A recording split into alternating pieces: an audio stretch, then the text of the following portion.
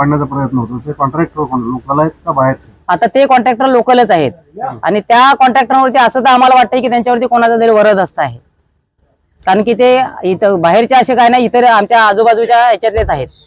तुमची त्याबाबत भूमिका काय असणार? आमची अशीच भूमिका आहे की सगळ्यात प्रथम कंपनीत आम्ही जो गेल्या कित्येक वर्ष काम करतोय त्यांना आतमध्ये कंपनीने घ्यावं.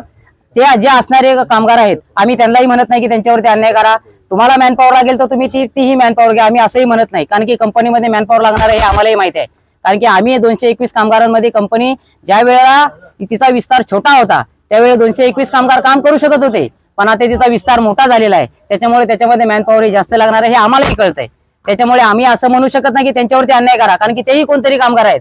पण त्याच्या आधी आम्ही जे कामगार ज्या कंपनीचा पाया आम्ही भक्कम करून दिला, त्यांना आम्ही गेली वर्षानुवर्षे उत्पन्न मिळवून दिलं, त्यांच्यावरती जर तुम्ही अन्याय करत असाल तर आम्हाला मान्य नाही. आता कंपनी आणि कामगारांच्यात हा वाद आहे, हा वाद असून मध्ये जे तुमचे ठेकेदार आहेत त्यांच्या वतीनं तुम्ही आहात आणि त्यांच्या वतीनं कंपनी, तर ते ठेकेदार तुम्हाला कितपत साथ देतात?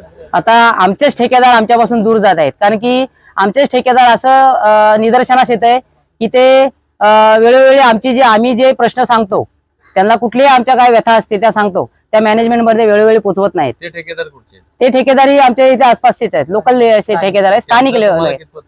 त्यांचा आता ह्या उपोषणाला आमच्या त्याच्यातल्या 2 ठेकेदारांचा फक्त पाठिंबा आहे, बाकीच्या ठेकेदारांचा म्हणजे अनभिज्ञ, म्हणजे ते काय तळ्यात की मळ्यात असं म्हणता येईल त्यांना, कारण की ते स्पष्टपणे आमच्या पडद्यावरती येत नाही आहेत. ते त्यांच्याविषयी आपण काय निर्णय घेणार? त्यांच्याविषयी आमच्या सर्व कामगारांची अशीच भूमिका आहे की भविष्यामध्ये आमचा कंपनीने खरोखर विचार केला तर आम्ही म्हणतो की आमचे जे 2 ठेकेदार आहेत तेच आमचे ठेकेदार.